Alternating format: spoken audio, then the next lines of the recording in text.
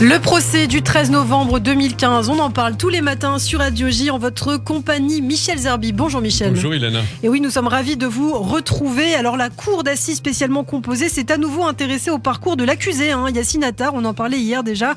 Il est notamment soupçonné d'avoir détenu une clé de la planque de Bruxelles où s'était caché justement Salah Abdeslam après les attentats. Oui Ilana, et il a beaucoup été question en fait du frère de Attar, Oussama Attar, le commanditaire présumé des attaques, le vétéran du djihad, haut gradé du groupe État islamique, également accusé. Il n'a jamais été interpellé et aurait été tué, selon toute vraisemblance, en 2017 en Syrie, lors d'une frappe de drone. Alors, plusieurs témoins hier ont déposé en visioconférence ou à la barre.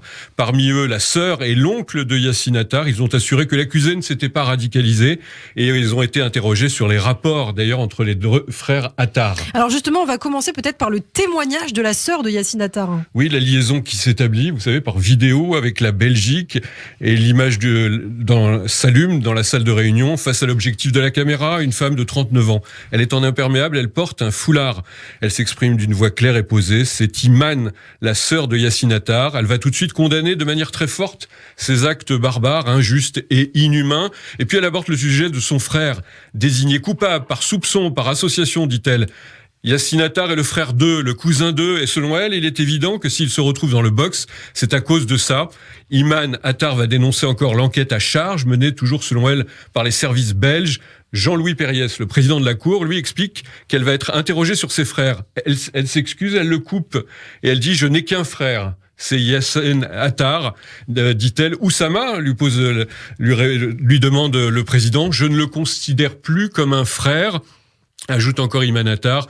Jean-Louis Périès qui revient sur Oussama. Il était un cadre supérieur de l'État islamique. Vous l'ignoriez ?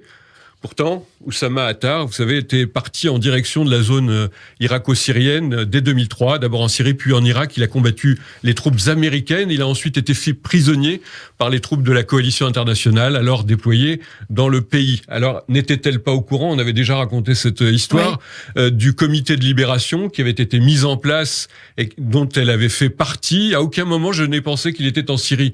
Et pourtant, dans cette affaire, il y a eu le ministère des Affaires étrangères belge et la Croix-Rouge qui ont demandé la libération de l'individu.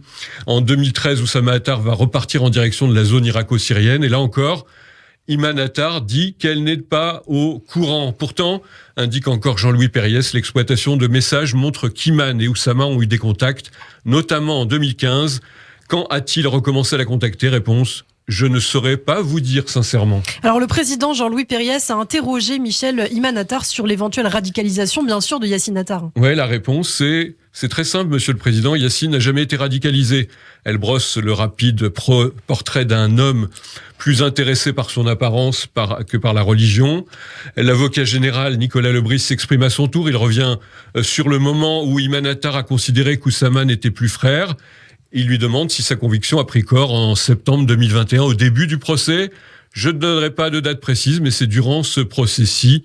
En tous les cas, le magistrat lui demande encore si elle ne voit pas une forme de paradoxe à considérer en 5 mois de procès que l'un de ses frères ne l'est plus en raison de son rôle supposé dans les attentats. On citera dans ses interrogations de cette femme, Iman Attar, Gérard Chemla, qui l'interrogera sur la place de la religion dans la famille. On a l'impression qu'il y a une espèce de combat entre les deux hommes auprès des femmes, peut-être le référent religieux. Quant à Christian Saint-Palais, c'est l'avocat, lui, de Yassine Attar, l'un des avocats, il prend la parole.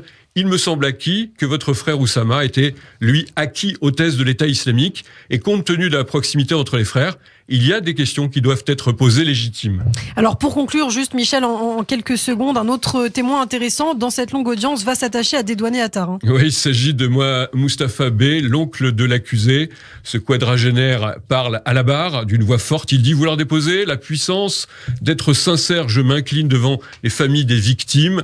Quand Yassine Attar dit qu'il condamne les attentats, il le fait sincèrement et ça va être tout ça pendant toute l'interrogatoire, essayer de dédouaner bien évidemment Yassine Attar qui a peut-être gagné sur cette séquence, mais le procès n'est pas fini. Et oui Michel, et on continuera à le suivre sur Radio J. Merci beaucoup, je vous dis à demain.